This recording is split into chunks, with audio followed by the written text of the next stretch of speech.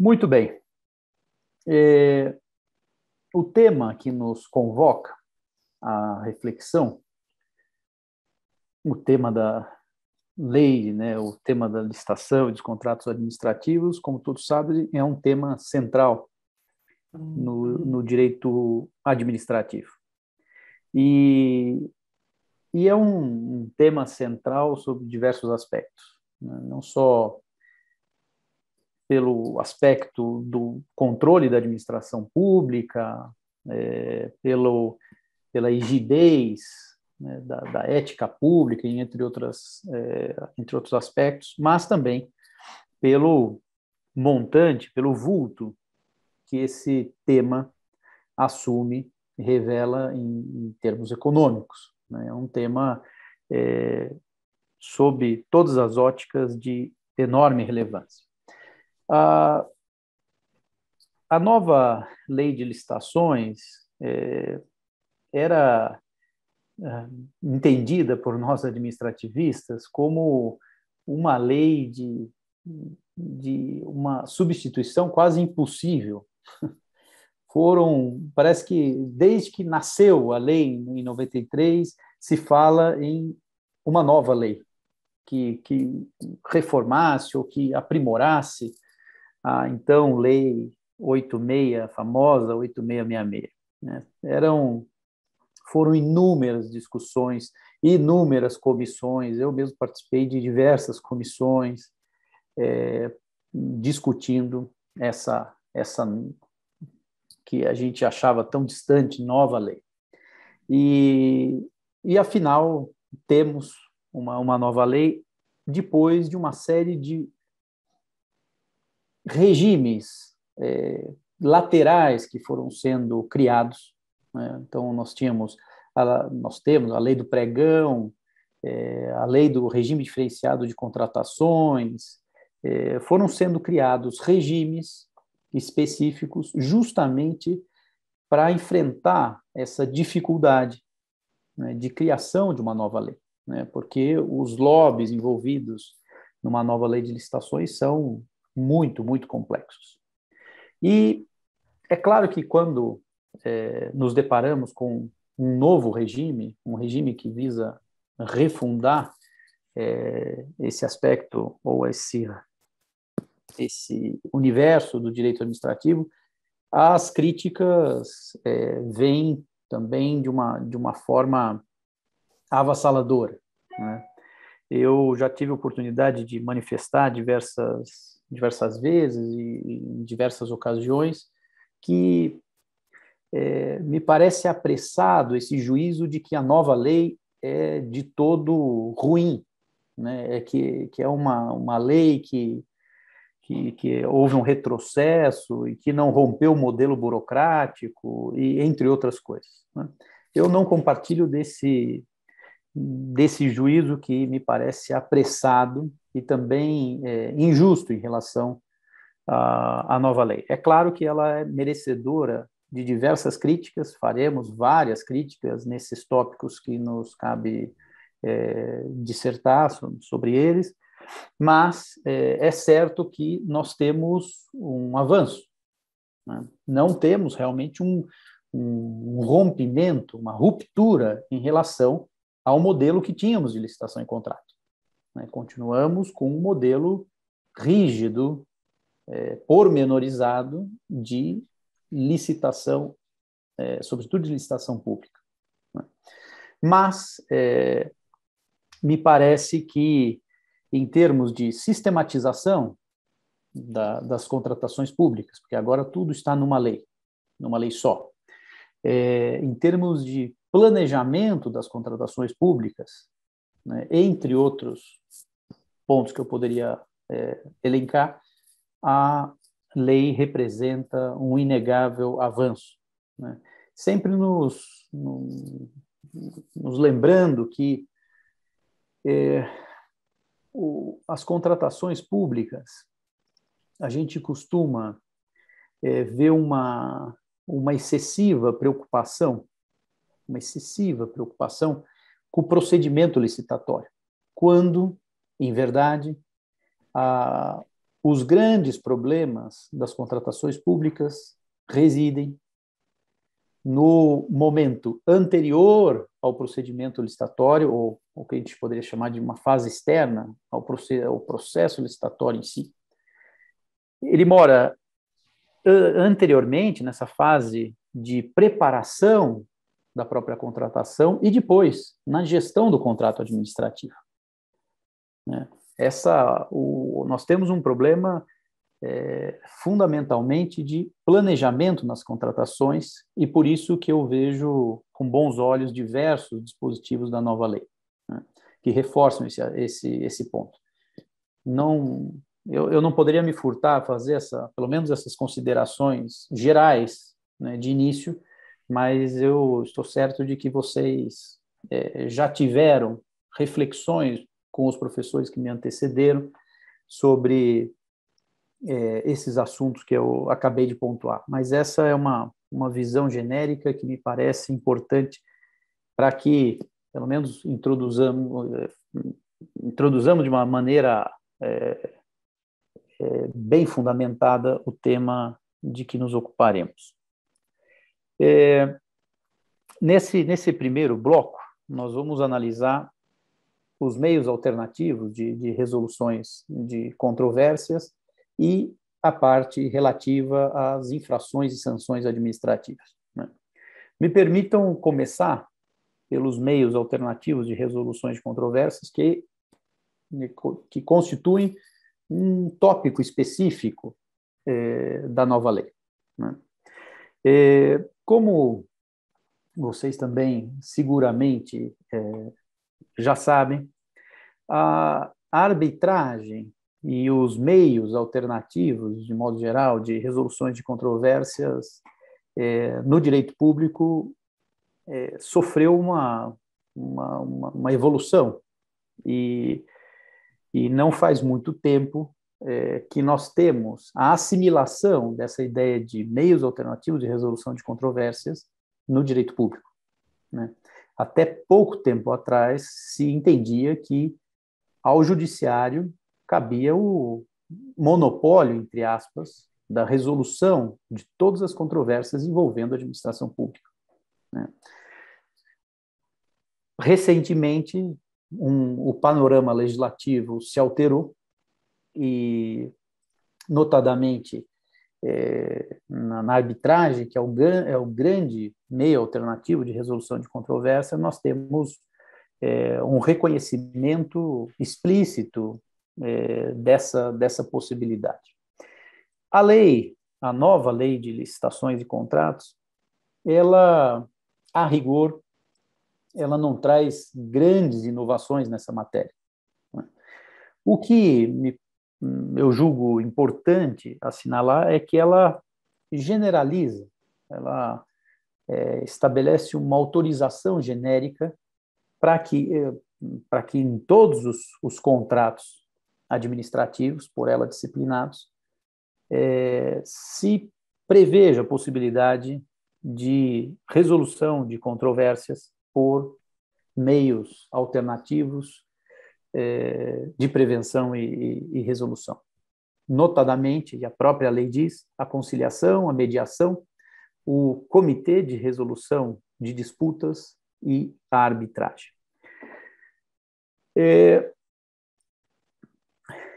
No artigo 151, que foi o que eu acabei de reproduzir, há essa previsão genérica e uma autorização genérica para isso.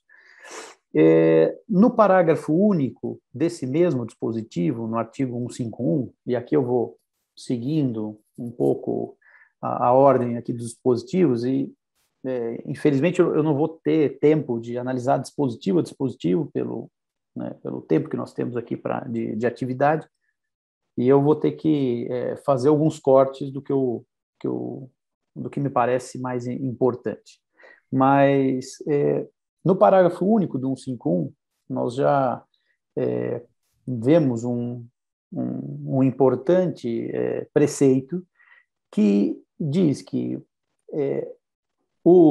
as controvérsias ou todos esses meios alternativos podem ser utilizados as controvérsias relacionadas a direitos patrimoniais disponíveis, como as questões relacionadas ao restabelecimento do equilíbrio econômico-financeiro do contrato, ao inadimplemento de obrigações contratuais por quaisquer das partes e ao cálculo de indenizações.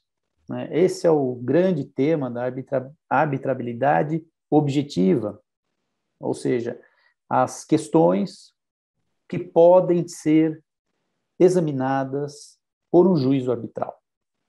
Esse é um grande tema do direito administrativo, não só administrativo brasileiro, mas do direito administrativo, de modo geral, pelo menos, da Europa continental.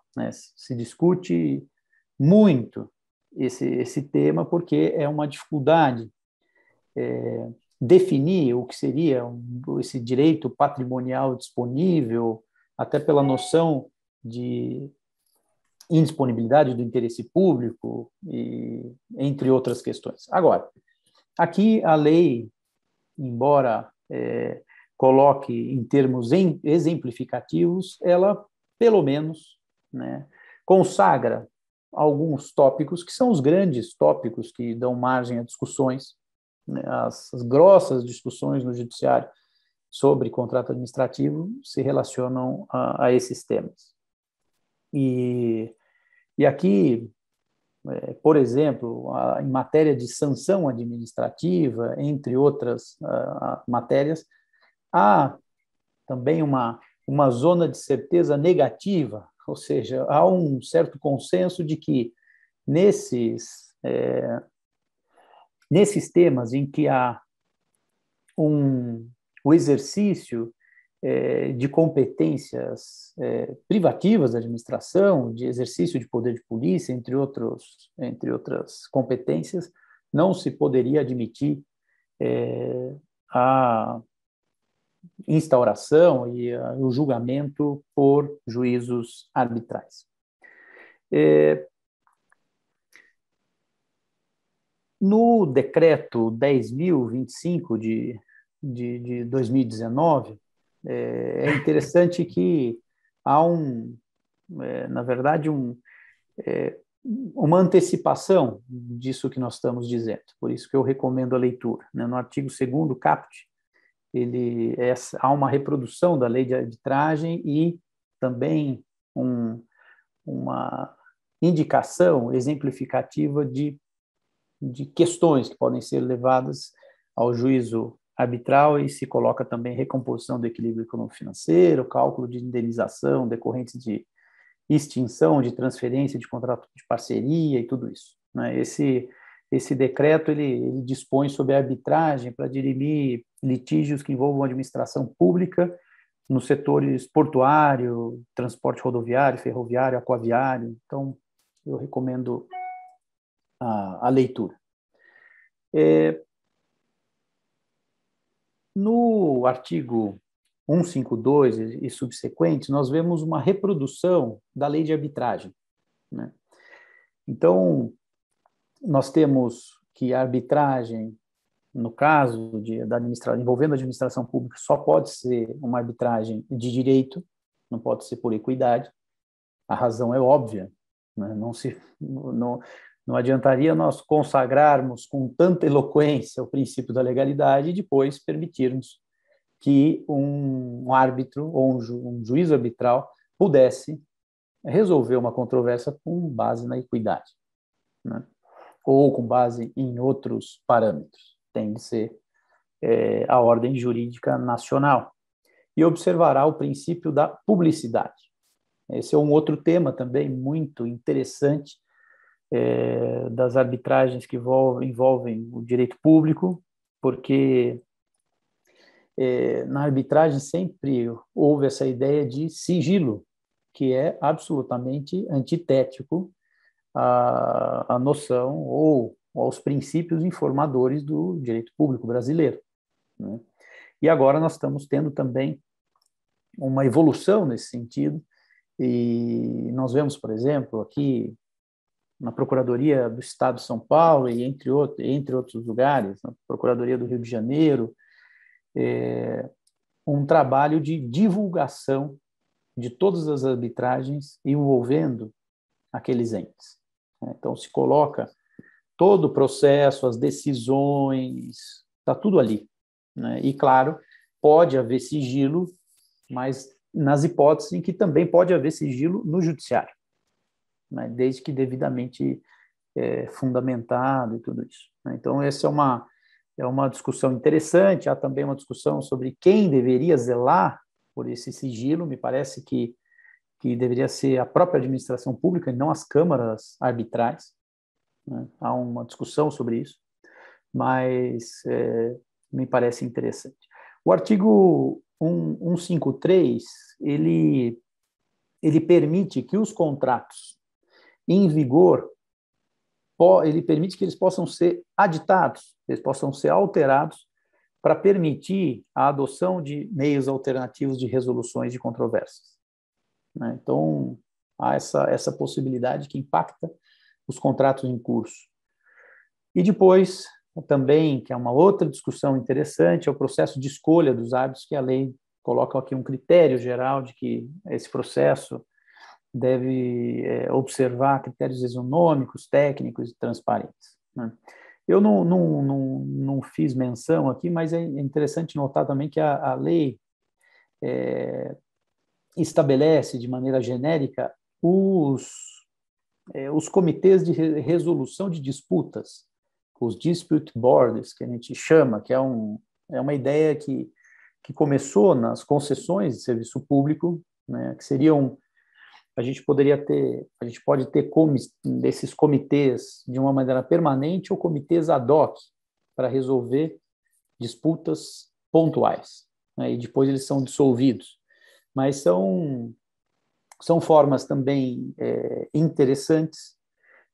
Seria como se fosse, seria um passo anterior, né, à própria arbitragem.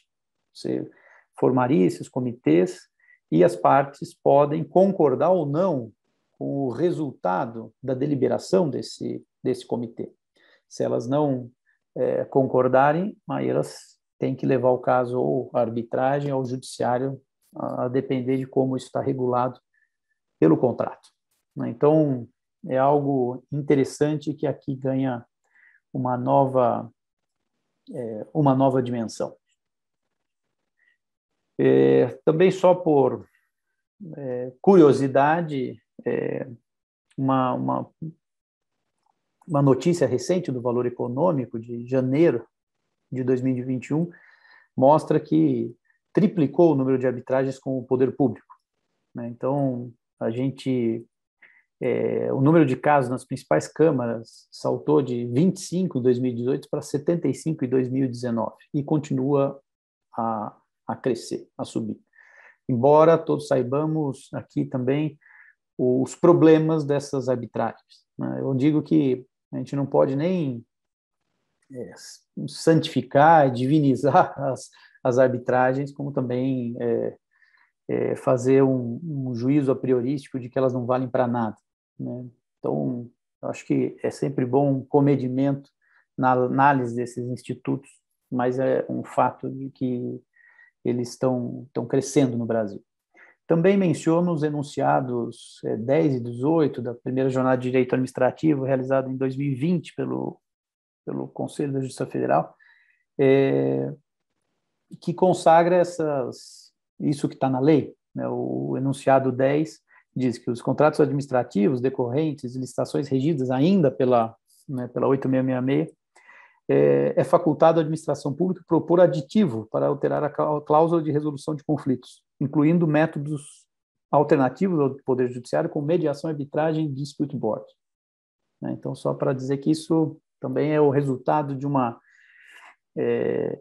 evolução, tá? Então, esse seria, como eu disse, não é um tópico da lei que impõe ou que nos revela grandes inovações, mas é uma generalização dessa solução, né, desse modelo de resolução de controvérsias agora a todos os contratos administrativos. Doutor Fabiano, as perguntas vão ser depois, né? Depois da exposição. Tá. Maravilha. Pode ser depois, isso. Tá, então já vamos agora ingressar no segundo tópico desse primeiro bloco, que é destinado à análise das infrações e sanções administrativas. Que é aquela parte da lei que começa no artigo 155. Né? Antes de analisarmos esses dispositivos, convém lembrar a, a lei de introdução às normas do direito brasileiro, especificamente o artigo 22 dessa lei, que coloca o seguinte: na aplicação de sanções, serão consideradas a natureza e a gravidade da infração cometida, os danos que dela provierem para a administração pública, as circunstâncias agravantes ou atenuantes e os antecedentes do agente. Parágrafo 3º. As sanções aplicadas ao agente serão levadas em conta na dosimetria das demais sanções de mesma natureza e relativas ao mesmo fato.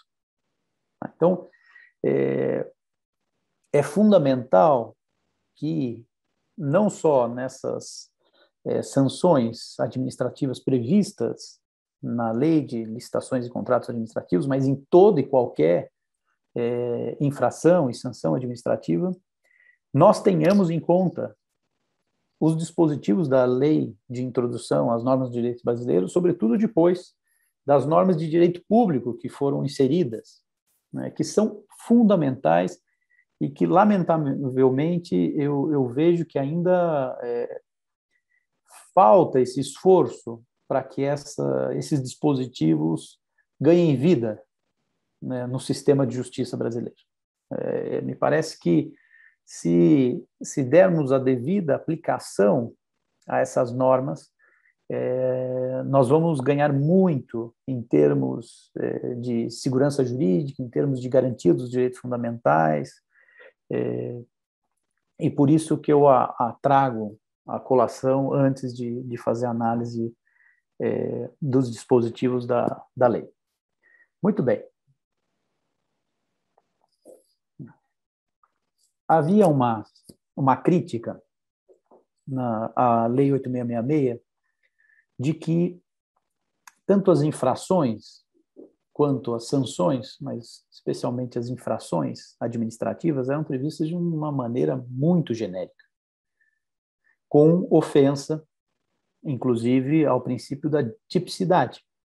Como nós sabemos, o direito administrativo sancionador, ele se alimenta, ele é informado pelos mesmos princípios do direito penal. É claro que nós temos algumas variações, mas o princípio da tipicidade, inegavelmente, se aplica às infrações e às sanções administrativas.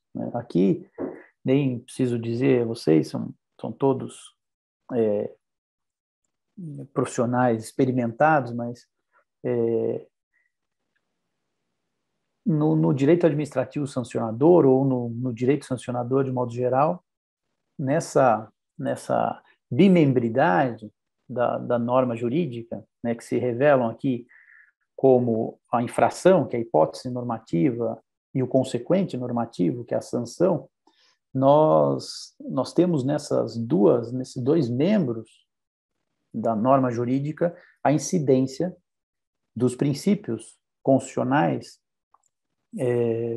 do direito sancionador, e o princípio da tipicidade se aplica aos dois. Né? Não adianta nós termos uma infração milimetricamente prevista e depois termos uma sanção que o agente administrativo pode aplicar uma sanção de R$1 a 10 milhões. Isso viola o princípio da tipicidade também. Né? Muito bem. O artigo 155 e a lei procura dar uma certa resposta a essas críticas e coloca de uma maneira um pouco mais detalhada as infrações. Né? E chama atenção, nos incisos 1 e 2 do artigo 155, que agora se fez um desdobramento. Né? O inciso 1 fala que o licitante ou contratado será responsabilizado administrativamente pelas seguintes infrações. 1. dar causa à inexecução parcial do contrato. 2, dar causa à inexecução parcial do contrato que cause grave dano à administração, ao funcionamento dos serviços públicos e ao interesse coletivo.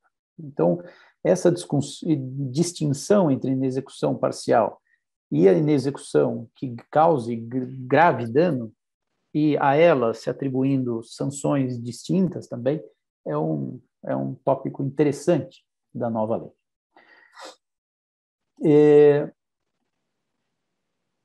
No que se refere às sanções, nós temos 4 sanções previstas na lei: a advertência, a multa, o impedimento de licitar e contratar e a declaração de inidoneidade para licitar e contratar, ou contratar. No parágrafo 1º desse mesmo dispositivo, nós temos também as considerações relativas à própria dosimetria das sanções. Então, natureza e gravidade da infração, peculiaridades do caso concreto, circunstâncias agravantes ou atenuantes, danos que dela provierem para a administração pública, e chamo a atenção aqui de vocês para o inciso 5, né, entre a dosimetria, aqui, dos critérios de dosimetria, há a previsão de implantação ou aperfeiçoamento de programa de integridade, conforme normas e orientações dos órgãos de controle. Vejam, isso é uma inovação que, na verdade, se espraia, né, em vários momentos da lei, nós vemos essa atribuição de efeitos jurídicos à implantação ou aperfeiçoamento do programa de integridade. Portanto, ganha ainda maior relevância o chamado compliance, né, que um compliance efetivo, de acordo com os critérios da CGU, entre outros, agora ele dá nascimento a efeitos jurídicos muito concretos, entre os quais a própria definição da sanção administrativa. Tá?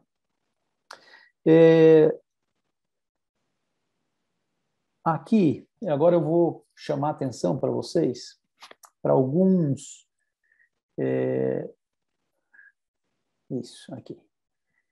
para alguns aspectos que podem gerar uma certa discussão na lei e que podem ser interessantes aqui para a nossa reflexão.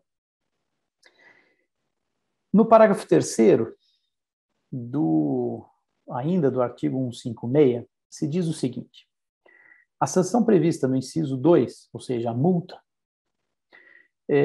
calculada na forma do edital do contrato, não poderá ser inferior a 0,5%, né, 0,5%, nem superior a 30% do valor do contrato licitado ou celebrado com contratação direta, e será aplicada ao responsável por qualquer das infrações administrativas previstas no artigo 155. Veja, aqui já há, né, na minha visão, um problema de elasticidade desse parâmetro, né? Que eu não vou dizer de maneira categórica, falar isso é inconstitucional, né? Há uma regra de hermenêutica que impõe que nós sempre salvemos a constitucionalidade dos dispositivos, né? E como que nós podemos salvar a constitucionalidade desse dispositivo? Com uma interpretação adequada dele, no caso concreto. Em primeiro lugar, me parece que esses 30% não podem ser calculados isoladamente para cada multa. Senão,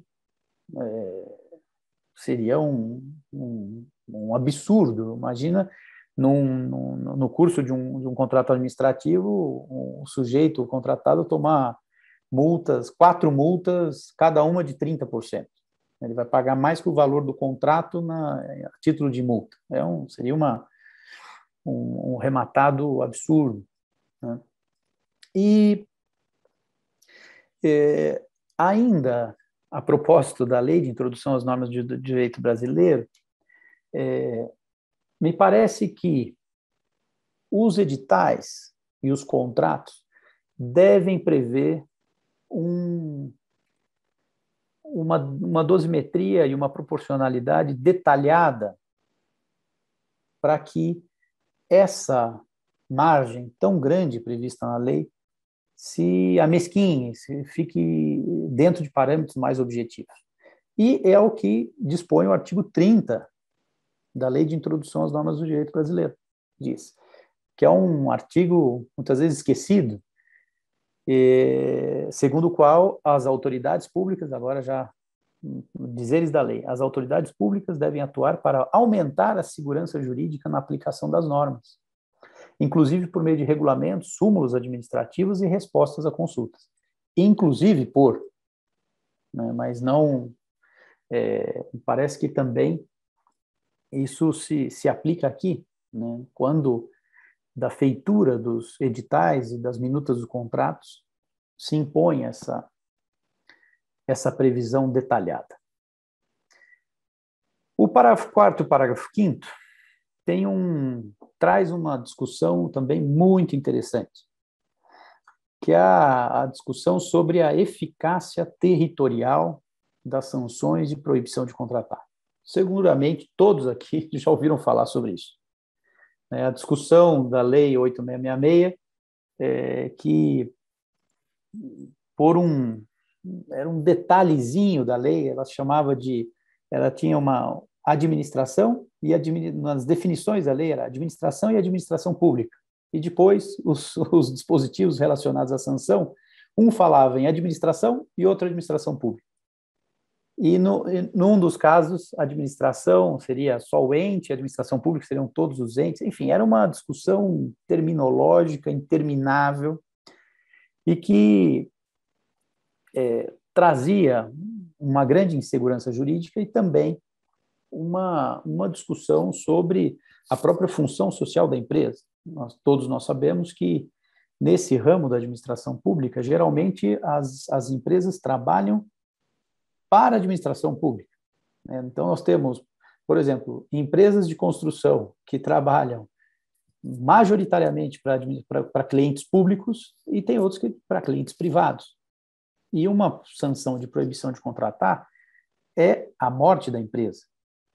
Né? E aí, o que diz agora a nova lei? No parágrafo 4º, ela diz o seguinte: a sanção prevista no inciso 3, ou seja, o impedimento de licitar e contratar, ele é aplicado nas seguintes infrações, aí ele arrola, e depois diz: impedirá o responsável de licitar ou contratar no âmbito da administração pública direta e indireta do ente federativo que tiver aplicado a sanção, pelo prazo máximo de 3 anos. Tá? Depois, em relação à declaração de inidoneidade, o parágrafo 5º diz: impedirá o responsável de licitar ou contratar no âmbito da administração pública direta e indireta de todos os entes federativos, pelo prazo mínimo de 3 anos e máximo de 6 anos. Tá?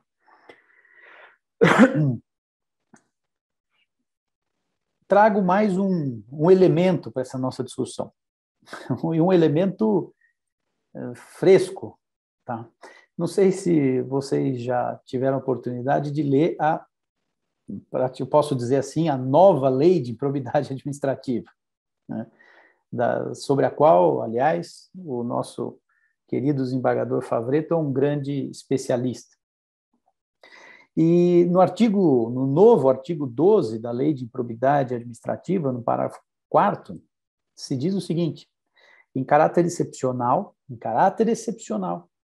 e por motivos relevantes, devidamente justificados, a sanção de proibição de contratação com o poder público pode extrapolar o ente público lesado pelo ato de improbidade, observados os impactos econômicos e sociais das sanções, de forma a preservar a função social da pessoa jurídica, conforme disposto no parágrafo 3º desse artigo.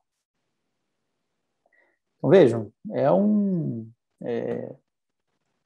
uma mudança radical na forma de conceber essa sanção. Nós sabemos que na própria discussão sobre acordos de leniência, né, sobre o que a doutrina estrangeira chama de self-cleaning, não sei se vocês já se debruçaram sobre isso, mas essa possibilidade de autossaneamento das empresas se coloca exatamente isso aqui que a lei, a reforma da lei de improbidade colocou, né? Os casos em que essa sanção implica um dano tão grande à atividade produtiva, à atividade, à vida da empresa, que ela deve ser imediatamente ou prontamente suspensa ou levantada, ou como queiram chamar, claro que com compromissos de que a empresa assuma uma nova postura de integridade nos seus negócios, né? O que aqui se diz é mais que isso, é que na própria aplicação dessa sanção, no caso da lei de improbidade, vai ter que ser analisado todo esse impacto, tá? Então, esse é um tema interessante também e que seguramente vai dar margem a muita discussão.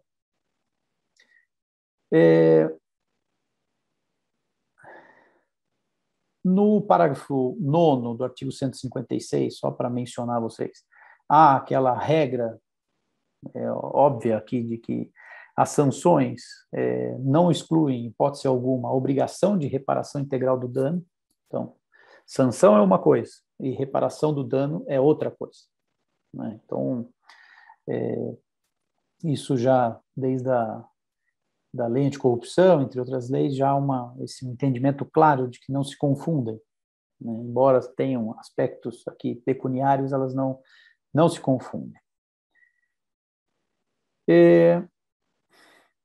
Um último dispositivo, aqui, não é o último, mas vamos lá, deixa eu correr até aqui para... o artigo 159 me parece outro dispositivo também que deve merecer a atenção de vocês. Diz o seguinte: os atos previstos como infrações administrativas nessa lei, ou em outras leis de licitações e contratos da administração pública, que também sejam tipificados como atos lesivos, na Lei 12.846, de 2013, Lei Anticorrupção, serão apurados e julgados conjuntamente nos mesmos autos, observado o rito procedimental e a autoridade competente definidos na referida lei. E não sei se vocês viram, mas o parágrafo único desse dispositivo foi vetado. E me parece um veto muito ruim, né? Por quê? O que dizia esse parágrafo único? Na hipótese do caput desse artigo, se for celebrado acordo de leniência nos termos da 12.846, a administração poderá isentar a pessoa jurídica das sanções previstas no artigo 156. E se houver manifestação do Tribunal de Contas competente, também das sanções previstas na lei orgânica do Tribunal de Contas, né, aqui a lei repete, competente. O que isso nos traz a reflexão, pessoal? É o gravíssimo problema que nós temos no Brasil de proliferação de esferas de controle. O mesmo ato pode gerar ou pode deflagrar 4, 5, 6 esferas de controle, né? E com sanções semelhantes. Então, muitas vezes você escapa de uma esfera de controle e cai e se enreda em outra, e assim vai, né? Então, o que se vê hoje, e também a reforma da lei de improbidade vai nesse sentido, são formas de promover uma comunicação, uma comunicabilidade entre essas esferas de controle, de modo a evitar o bis in idem. Isso é um tema, por exemplo, no direito espanhol, nós temos grandes teses sobre isso, uma discussão enorme sobre isso, né? E que prejudica demais todos esses instrumentos de acordo de leniência, todos esses instrumentos consensuais na esfera sancionatória são comprometidos com essa incomunicabilidade das esferas de controle e que a gente, é o que a gente chama aqui também no direito norte-americano, se coloca essa ideia de temos de ter um balcão único, senão é sob pena de esvaziarmos a utilidade de todos esses instrumentos, né? E, então, esse parágrafo único, lamentavelmente, foi vetado. E um outro ponto que eu também trago para reflexão de vocês é que eles falam aqui de os atos previstos como infrações, que também sejam tipificados como atos lesivos, mas vamos lembrar que a lei anticorrupção tem um critério de responsabilidade distinto da lei de licitações. Não sei se vocês se lembram, mas a responsabilidade aqui na lei de licitações é subjetiva e lá é objetiva.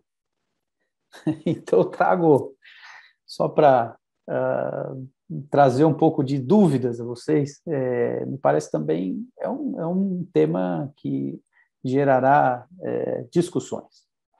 O artigo 160, por sua vez, ele prevê a desconsideração da personalidade jurídica na via administrativa. Ou seja, os agentes públicos poderão, em hipóteses aqui previstas na lei, hipóteses, aliás, bem genéricas, eles podem estender, né, os efeitos das sanções aplicadas aos administradores, sócios com poderes de administração, a pessoa jurídica sucessora, enfim, também uma outra inovação da lei que me parece que dará margem a uma grande judicialização, né, uma grande judicialização, e que eu tenho uma grande preocupação em relação a isso, né, de estender essa possibilidade de desconsideração às pessoas ou aos agentes administrativos. Me parece que esse era um tema que seria de bom tom reservá-lo ou permanecê-lo ou como de reserva de jurisdição e que um magistrado pudesse avaliar essa situação por conta dos perigos, né, que ela gera. Muito bem, pessoal. Me parece que nessa primeira parte seriam essas as considerações que eu teria a fazer a vocês.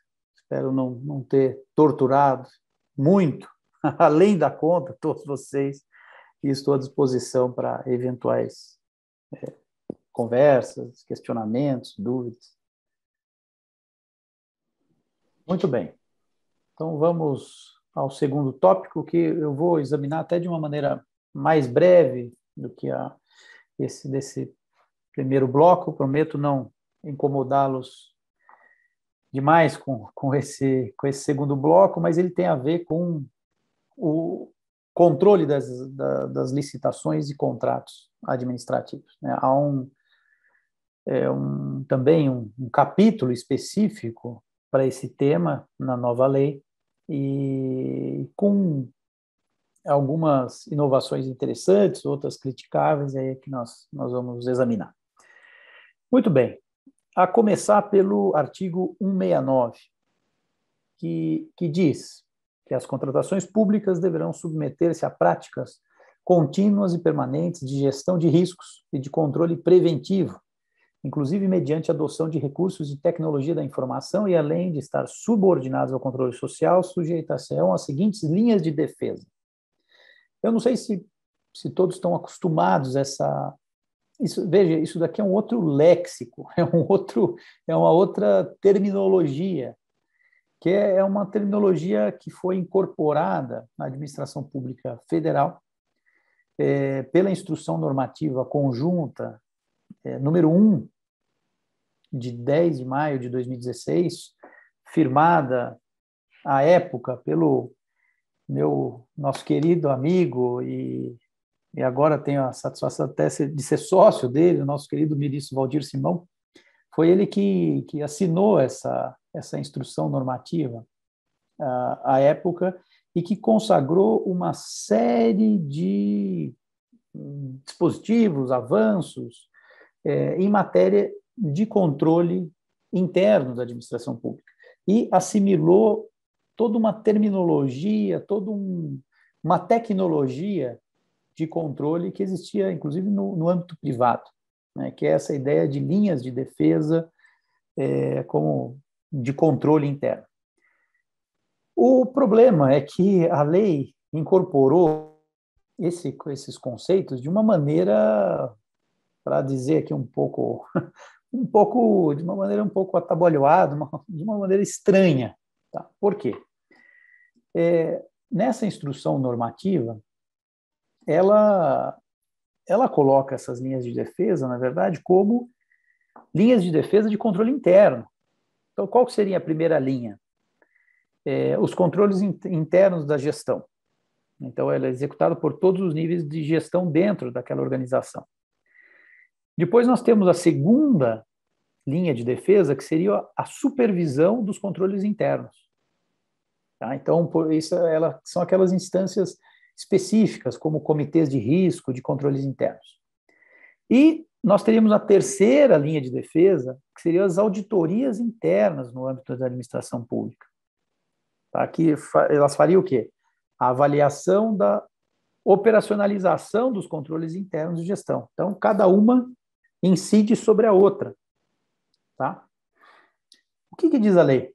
Ela fala, primeira linha de defesa, integrada por servidores e empregados públicos, agentes de licitação e autoridades que atuam na estrutura da governança do órgão ou entidade. Segunda linha de defesa, integrada pelas unidades de assessoramento jurídico e de controle interno do próprio órgão e entidade. E terceira linha de defesa, integrada pelo órgão central de controle interno e pelo Tribunal de Contas. Veja, o Tribunal de Contas não tem nada a ver com isso aqui. Nós sabemos, o Tribunal de Contas é um órgão de controle externo da administração pública. Tá? Então, houve uma incorporação dessa dinâmica, inclusive a nomenclatura, né, linha de defesa. Por isso que eu os convido a ler essa instrução normativa, né, para que vocês tenham até um pouco da gênese conceitual dessas linhas de defesa. Sem isso, a gente não consegue entender muito bem o que está na lei. Né? E, agora, no caput desse dispositivo, se vê uma orientação muito importante no sentido do controle preventivo, né, na adoção de recursos de tecnologia da informação. Essa é outra tônica da lei, que não pode passar despercebida. Né? A lei de 8666 é uma lei analógica, é uma lei de outros tempos, é uma lei que foi concebida em um momento em que a tecnologia da informação estava engatinhando. E a nova lei de licitações, em diversos momentos, ela coloca a tecnologia da informação a serviço do controle. Né? Então, por exemplo, nós vemos em diversos momentos essa prescrição de que as reuniões, todos esses atos da licitação pública devem ser gravados, enfim, as licitações devem ser, na medida do possível, todas eletrônicas. Tudo isso, quando a gente lê, por exemplo, sobre combate à corrupção, uma das orientações mais enfáticas é justamente essa informatização dos sistemas e de tudo para que favoreça a transparência, a objetividade, reduza a discricionariedade. Isso é uma tônica que está prevista na lei também, que deve ser louvada. Né? Muito bem. Aqui também o que nós vemos é uma assimilação também das práticas dos órgãos de controle, que é outra característica notória da lei, que ela é também ela sedimenta práticas de décadas. Né? Isso me parece um outro ponto muito positivo, né? Nós temos toda uma jurisprudência, por exemplo, do Tribunal de Contas da União e de outros tribunais de contas, que não pode ser simplesmente desperdiçado, né? E aqui nós vemos diversos pontos de sedimentação em termos de controle. Por exemplo, o parágrafo 3º desse mesmo dispositivo coloca: os integrantes das linhas de defesa, que se refere aos incisos 1, 2, 3 do caput, deverão observar o seguinte: quando constatarem simples impropriedade formal, adotarão medidas para o seu saneamento e para a mitigação de riscos de sua nova ocorrência. Tal, tal.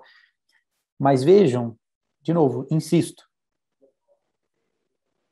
aqui eles colocam todos esses critérios e exigências, mas inserem dentro das linhas de defesa o Tribunal de Contas. E alguns desses critérios não fazem muito sentido para o Tribunal de Contas. E a gente sabe também que a disciplina de Tribunal de Contas guarda uma outra natureza. Tá? Então, é um pouco, uma confusão aqui conceitual que deve ser assinalada. Ainda a propósito dessas exigências do parágrafo 3º, quando fala: quando constatarem irregularidades que configurem dano à administração, adotarão as providências, tal, é a própria caracterização das condutas que vão ser controladas. Eu lembro outro dispositivo da Lei de Introdução às Normas do Direito Brasileiro. Veja, desculpem eu ficar batendo nisso, mas é que eu julgo muito, muito importante não nos esquecermos desses dispositivos da LINDB. Diz o artigo 22 da Lei de Introdução às Normas do Direito Brasileiro: na interpretação de normas sobre gestão pública, serão considerados os obstáculos e as dificuldades reais do gestor e as exigências das políticas públicas a seu cargo, sem prejuízo dos direitos dos administrados. Veja, isso daqui é fundamental. É um dispositivo fundamental na própria caracterização da conduta, né, que se vai controlar, né? Nós temos hoje uma discussão, aliás, temos um livro de um professor muito querido de Santa Catarina, o professor Rodrigo Valgas, que publicou um livro que chama O Direito Administrativo do Medo. Não sei se vocês já viram esse livro. Ele fala um pouco desse fenômeno do apagão das canetas, né, poxa, as dificuldades são inúmeras e isso tem que ser considerado para efeito de controle, né? E com todas as críticas que possamos fazer, e eu sei que vai ser uma discussão enorme, a reforma da própria lei de improbidade, mas ela também vem nesse sentido, né, de tentar deixar um pouco mais segura a vida dos administradores públicos, né? Com isso, não queremos defender leniência com corrupção, nada disso, mas é preciso que todas essas normas sancionatórias sejam aplicadas com o mínimo de segurança jurídica, sob pena de darmos margem a exatamente esses fenômenos, que a gente pode dar vários nomes aí, como apagão das canetas, o que é que seja, e na verdade, em vez de melhorar a gestão, a gente piora a gestão, né? Porque aí realmente só aqueles completamente aventureiros vão tentar ou vão se candidatar a esses cargos públicos, né? Porque não se pode, por exemplo, numa improbidade administrativa, punir o erro da administração, o administrador que errou, senão que devemos punir aquele que é o administrador desonesto. Aliás, até o próprio, vamos dizer assim, o sentido indisputável do termo improbidade, de ímprobo, é desonesto, né? Por isso que eu sempre defendi que, por exemplo, a improbidade jamais admite a modalidade culposa. Eu sei que é uma grande discussão, que agora foi sacramentada, mas me parece que assim deve ser. O artigo 170 da lei também ela assimila esses controles, esses critérios de controle da administração. Então diz, os órgãos de controle adotarão na fiscalização dos atos previstos nessa lei critérios de oportunidade, materialidade, relevância, risco e considerarão as razões apresentadas pelos órgãos e entidades responsáveis e os resultados obtidos com a contratação, observado o disposto no artigo 3º do artigo 169 dessa lei. Portanto, me parece que tudo isso é um avanço, né, para que a gente não tenha um controle unilateral, um controle superficial, que seja um controle draconiano, mas que, ao mesmo tempo, não resolva os problemas de aperfeiçoamento da administração pública, né? Muito bem. Aqui nós temos também outros dispositivos que, enfim, a omissão na prestação das informações não impedirá as deliberações dos órgãos de controle, os órgãos de controle podem desconsiderar os documentos impertinentes, meramente protelatórios. O parágrafo 4º do dispositivo, que diz que qualquer licitante poderá representar os órgãos de controle interno, o Tribunal de Contas competente, isso já existia. E o artigo 171, nele se consagra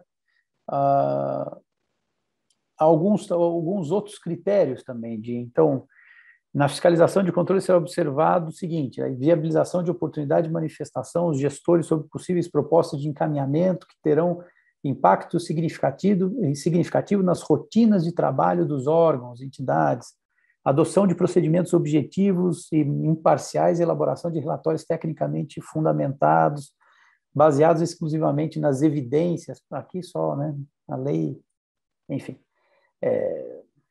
Aqui é um estrangeirismo reprovável. No inglês, evidence é prova, né? No português, evidência é aquilo que dispensa prova, né? Lamentavelmente, aqui o legislador incorreu numa erronia grave e até um pouco vexatória, né? Mas aqui, baseado, inclusive, nas provas obtidas e organizadas de acordo com as normas de auditoria e tal. O que eu quero chamar a atenção para vocês? Acho que chamar a atenção de vocês é o parágrafo 1º desse 171, tá? Que diz: ao suspender cautelarmente o processo licitatório, o Tribunal de Contas deverá pronunciar-se definitivamente sobre o mérito da irregularidade que tenha dado causa à suspensão no prazo de 25 dias úteis, contado da data do recebimento das informações, e a que se refere o parágrafo 2º desse artigo, prorrogável por igual período uma única vez e definirá objetivamente. Aí diz: as causas da ordem de suspensão e o modo como será garantido o atendimento do interesse público obstado pela suspensão da licitação, no caso de objetos essenciais ou de contratação por emergência. Esse dispositivo, pessoal, me parece sumamente importante. Sumamente importante. Porque todos nós que temos um pouco de experiência nessa área, sabemos que, por vezes, licitações importantíssimas são suspensas pelos tribunais de contas, muitas vezes com razão, mas não há a preocupação de retomada da licitação. Às vezes o Tribunal de Contas suspende a licitação e fica lá por um tempo indefinido. E aquele interesse público ou aquela necessidade coletiva que seria satisfeita com aquela licitação fica completamente desamparada.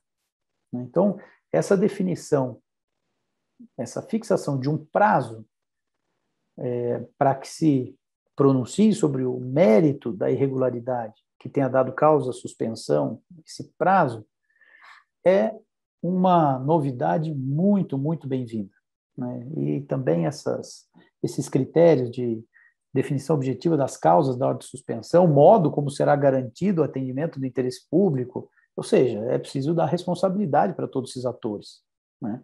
Os órgãos de controle também precisam ter responsabilidade sobre os seus atos, né? Portanto, me parece fundamental esse dispositivo. Aí, no parágrafo 2º desse mesmo dispositivo, a gente tem que, ao ser intimado da ordem de suspensão do processo licitatório, o órgão ou entidade deverá, no prazo de 10 dias úteis, admitida a prorrogação, informar as medidas adotadas para cumprimento da decisão, prestar todas as informações cabíveis e proceder à apuração da responsabilidade, se for o caso, né? E depois, no parágrafo subsequente, diz que a decisão que examinar o mérito da medida cautelar poderá definir as medidas necessárias e adequadas em face das alternativas possíveis para o saneamento ou anulação do processo, né? Muito bem. Aqui já, como prometido, já estamos caminhando para o final, e aí eu fico à disposição de vocês. O artigo 172 foi um artigo vetado pelo presidente da República.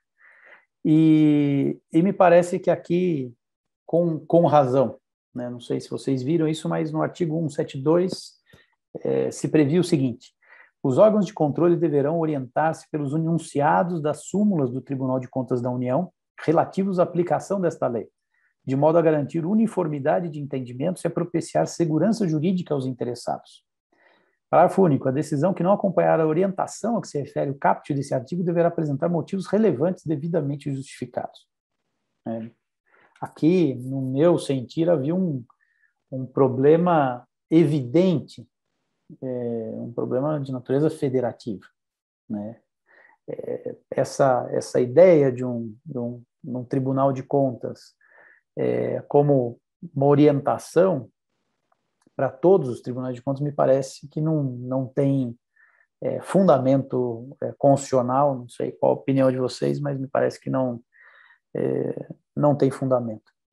E depois nós temos o artigo 173, que fecha esse capítulo, que é o último dispositivo desse capítulo sobre controle, que diz que os tribunais de contas deverão, por meio de suas escolas, promover eventos de capacitação e tal, para que as pessoas, enfim, para que os agentes se informem sobre a nova lei, sobre os processos de contratação pública. É isso, pessoal. Esse é um capítulo menor, é um capítulo mais sintético. Eu não vou ficar aqui enrolando vocês, mas é isso que me parece que deve ser dito a propósito do controle na nova lei de licitações e contratos administrativos.